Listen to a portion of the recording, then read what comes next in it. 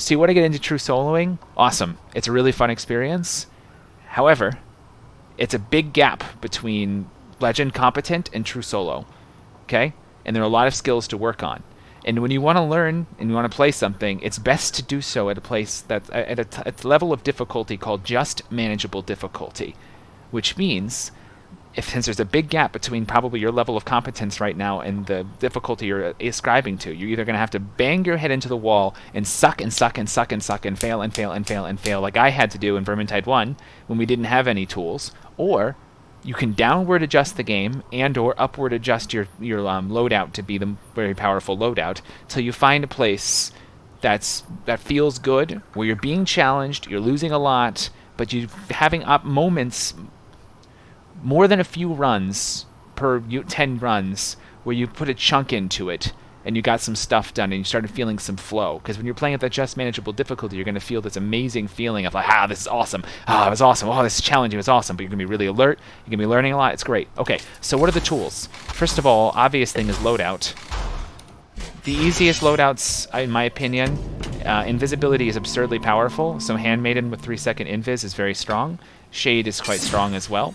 The broken Ranger veteran thing that lets you be invis for a long time is very strong as well with Grudge. Okay. What else is strong? A lot of damage reduction is strong. So Foot Knight's okay with Halberd. Slayer's quite strong, but it's got some weaknesses. One-handed Hammer. Ironbreaker's okay. It's got some clear speed issues, but it's got tons of survivability. Great. Unchained is extremely strong. Extremely strong. Plus she has something else I'm going to talk about. Zealot's quite strong. Bounty Hunter and Witch Hunter Captain are quite tough. Okay?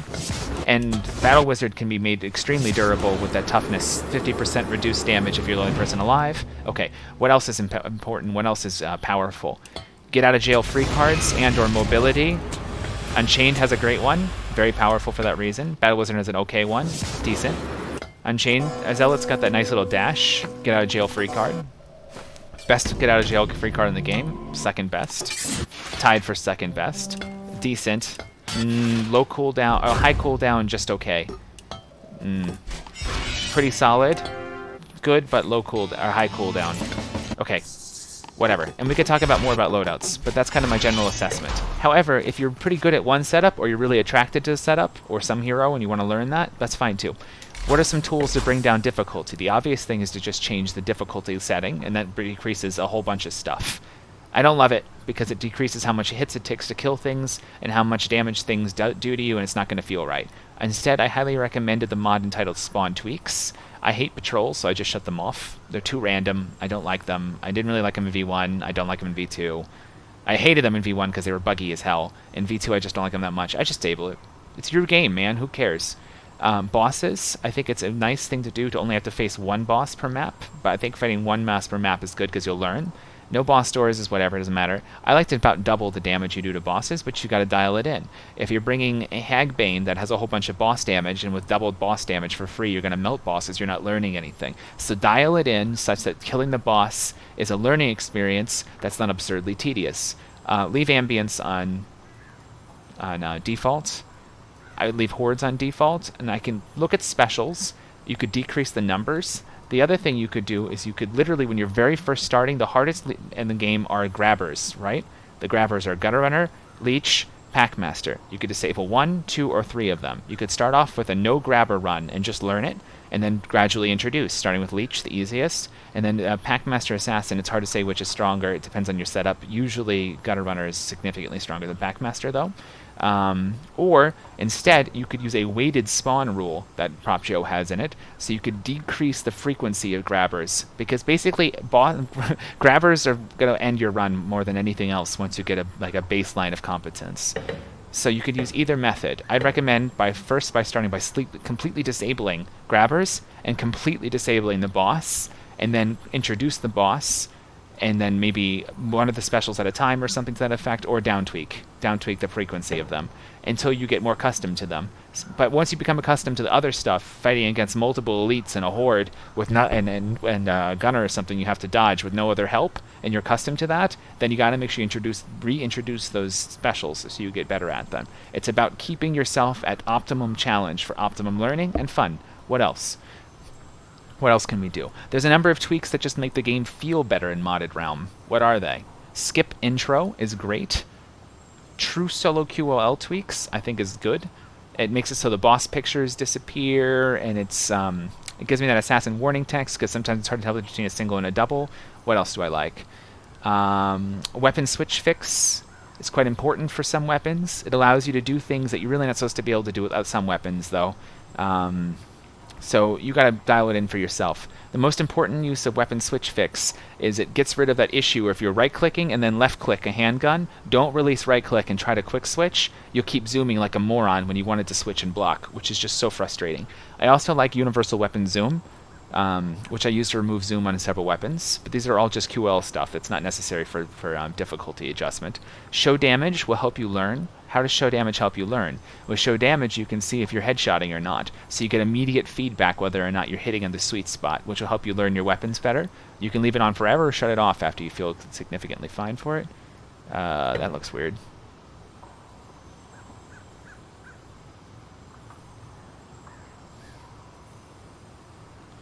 What else? What else? What else? What else is important? I like pause. I like pause because it lets you sit there and think for a second when stuff is hitting the fan, or catch your breath after a hard encounter, so you have a moment. Because a lot of solo is about decision making. Oh, the other important one I think is hide UI elements by Prop Joe. I've basically everything on. It gets rid of a bunch of junk, like revive teammate over here, which gets in the way so you can't see a gas rat you're trying to shoot in the head to save ammo. Shoot me in the head. I hate that. Hide UI elements, highly recommend. Another really important mod, in my opinion, is Creature Spawner, because it can let you practice a weapon in town so you can get used to it. Important things to practice with a new weapon is what the hell patterns are you going to use to kill a shield storm vermin, which are very hard to kill if you don't have a pattern that's consistent and works against them, one. And two, how do I headshot things with this, right? You can practice against no killing the unit you want to practice with or without the AI on. Or three, you can practice headshotting Chaos Warriors in particular, which are a pain in the butt. You can also use this with creatures, with spawn tweaks by Prop Joe, shutting off all the stuff you don't want to spawn just a boss or something to practice against that. So you can do deliberate practice against what you want. In fact, what I'd highly recommend, now that I think about it, is you can bind kill everything to whatever you want, spawn to whatever you want, and you can just use this to spawn a Packmaster. Shut off everything else, go to a nice flat spot, let it come up to you, dodge. If you fail, kill it all, F9 in my case, spawn it again. Practice, practice, practice. Practice in isolation, dodging the grabbers till you get really consistent with it. Deliberate practice is a powerful thing. And there's nothing else that's highly important. The other nice thing you can use, since you're on modded realm anyways, is you can use add weapon to make whatever weapon you want to try it, and you can use another one that makes the percentages, your property percentages, count as max, whether or not they are in vanilla realm. Okay, so those are the important tools that I use for practicing and for doing true solo. Any question?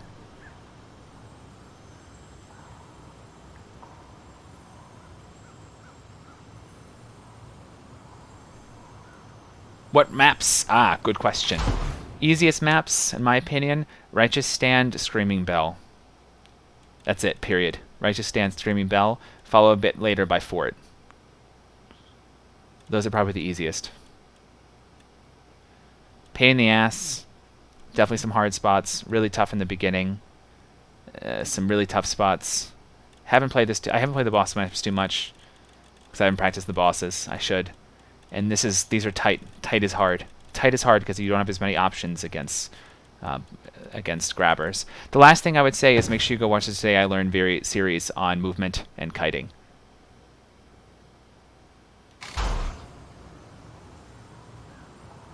Anything else?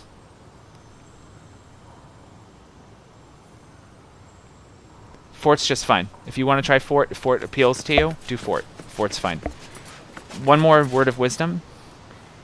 I have a personality that's like, if I'm frustrated with something, I tend to keep doing it again and again. And sometimes that's good because I'm pushing through the frustration. And sometimes it's bad because it's grinding me out and it's making me more and more tilted until I play worse and I get more tilted and I play more even though I shouldn't. And I'm not learning anything and I get really burnt out and aggravated. Some things you can try when you're feeling it, when you're feeling that frustration come on. You can mix up the map. I usually like to work on 2 characters at a time. One character that I'm already comfortable with mechanically on a map that I'm not so comfortable with. And one set of mechanical, like, uncomfortable, like, one setup that I'm mechanically uncomfortable with on a map that I am comfortable with. I recommend not changing too many variables at a given time. So if you want to work on a new weapon, you know, maybe do it on a character you know everything with and just change one thing rather than change everything. Or if you want to work on a new career in a character you already kind of know, see if you can use at least some of the weapons you're already really comfortable with, right? To minimize the number of things that you're changing at a time so that you can not get too frustrated. You got to manage your frustration. Some frustration is good. You got some eustress. And sometimes frustration is bad. You just got to learn. Anywho, wish you all the luck in the world. Let me know if you have any other questions. Itachi, very nice question. I'm going to go ahead and post this to YouTube, I think. I think it would be useful. Any other last-minute questions on this? Huntsman, Kruber, Halberd, longbow? Longbow's kind of a pain. It's a little inconsistent. Alright.